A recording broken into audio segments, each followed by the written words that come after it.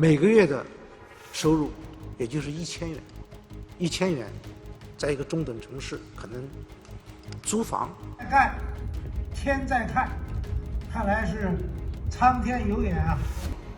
지난달 27일 숨진 리커창 전 총리. 재임 시 개혁, 개방의 추진을 강조했고 민생을 챙긴 리 전 총리는 시주석으로 권력이 집중되면서 역대 최약체 총리로 전락했다는 평가를 받았지만 그럼에도 중국에선 그의 죽음에 대한 추모 열기가 뜨거웠습니다. 이에 중국 당국에 견제하는 듯한 행보도 포착됐습니다.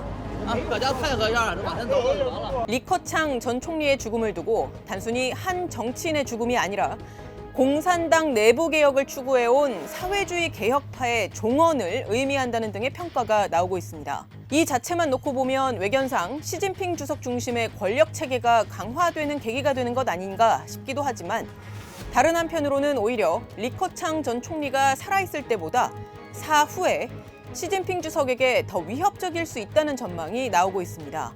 그 이유는 무엇일까요? 전문가들은 리커창 전 총리의 죽음이 중국 당국의 전방위적 통제로 그간 잘 드러나지 않았지만 계속 불만을 축적해온 중국 인민들, 특히 젊은 밀레니얼 세대의 여론에 영향을 미칠 수 있을 것으로 보고 있습니다. 비록 테난먼 민주화 시위의 도화선이 되었던 후야오방 전 총서기의 죽음처럼 즉각적이고 가시적인 영향력을 발휘하지 못하더라도 제로 코로나에 대한 불만이 누적된 끝에 지난해 백지 시위가 중국 전역에서 일어났던 것처럼 하나의 중요한 계기로 축적될 수 있다는 겁니다. 시진핑의 권력 기반을 약화시킬 수 있는 것은 중국 인민들, 중국 국민들입니다. 특히 중국의 젊은 세대, 이게 저는 시진핑 주석의 앞으로 향후의 가장 골칫거리라고 저는 보고 있거든요. 어느 체제를 불문하고 취업이 좀 불확실하고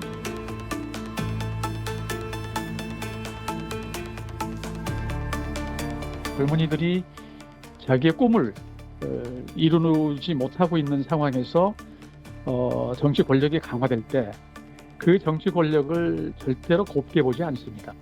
리커창 전 총리가 시 주석과는 달리 개혁, 개방 정책을 토대로 하는 경제 활력을 중시해온 만큼 그의 죽음이 상대적으로 개방적이었고 또 경제 성장이 이루어졌던 시대의 종말로 여겨지는 측면이 있는 데다 2007년까지 차기 지도자 자리를 놓고 시 주석의 최대 라이벌이었을 뿐만 아니라 시 주석의 정책 노선에 비판적인 시각을 자주 드러냈다는 점에서 반 시진핑 여론도 고조될 수 있다고 전문가들은 보고 있습니다. 리커창 전 총리의 모교인 베이징대 학생들은 물론 젊은 세대가 곳곳에서 반 시진핑 메시지로 해석될 만한 추모 열기를 더하기도 했는데 사실 젊은 세대들의 심상치 않은 여론은 예전부터 포착되었습니다.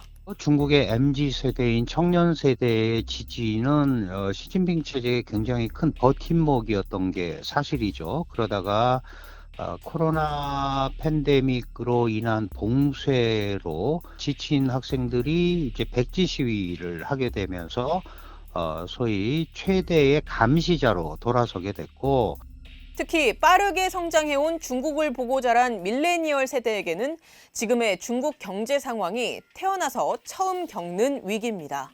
청년 실업률은 지난 6월 21.3%로 관련 통계를 집계하기 시작한 2018년 이래 최고치였고 그 다음 달인 7월부터는 청년 실업률이 아예 발표되지 않고 있는데 지나치게 높기 때문에 당국이 공개하지 않는 것 아니냐 이런 의심을 받고 있습니다. 장단단 베이징대 교수는 지난 3월 중국의 실제 청년 실업률이 정부가 발표한 것의 2배가량인 46.5%로 추정된다고 발표하기도 했습니다. 중국의 청년 실업률 발표가 중지될 부분은 통계상의 개편이라 하더라도 실질적인 상황 악화를 의미할 수 있기 때문에 전체적인 중국 경제에 대한 불확실성을 높이고 있고요. 신뢰 자체에 대한 의문을 제기하고 있는 상황입니다. 청년 취업난이 심해지자 중국 정부는 젊은이들의 귀향과 농촌 구직 활동을 독려했는데 이에 한때 소셜미디어가 반대 여론으로 들끓기도 했습니다. 당국이 내놓을 수 있는 유일한 해법이 하방뿐이냐라든가 농촌으로 가는 건 정부가 도와주지 않아도 선택할 수 있는 방법이라는 비아냥들이 넘쳤습니다. 중국이 과학기술이라든지 첨단 산업으로 청년들의 구직을 이끌 수 있는 높은 수준의 일자리를 만들어내야 되고, 그런 부분이 이어지지 않는다면 청년들의 불만이 계속될 수밖에 없고, 자칫 잘못하면 반정부 또는 반시진핑 세력이 될 개연성이 상당히 있다, 이렇게. 류사오광 런민대 교수를 비롯한 중국 경제학자들도 보고서에서 지난 5년간 첨단 산업의 하락세가 뚜렷할 때마다 청년 실업률이 2019년, 2020년, 그리고 2022년 이후 가파르게 상승했다며 첨단 산업 성장률이 떨어진 게 청년 실업률 상승의 원인 중 하나일 수 있다고 분석했습니다.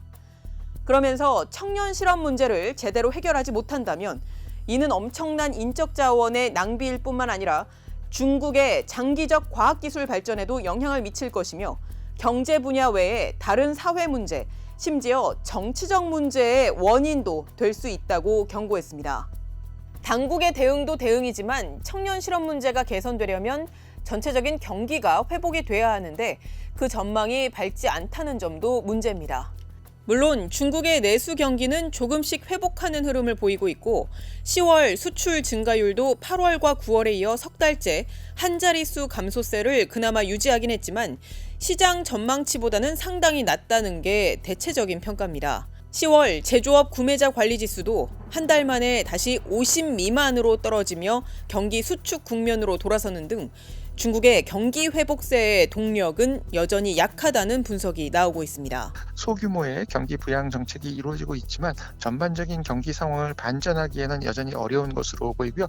이러한 부분들이 물가가 마이너스에 가까운 변화율을 보이는 사실상의 디플레이션으로 나타나고 있는 것과 밀접한 관련이 있는 것으로 생각됩니다. 중국 정부도 정책 금리를 인하하고 1조 위안, 우리 돈 약 180조 원에 이르는 국채를 발행하기로 하는 등 경기 회복에 주력하고 있지만 전반적인 경기 상황이 반전될 것으로 기대하기는 현재로선 쉽지 않은 상황입니다.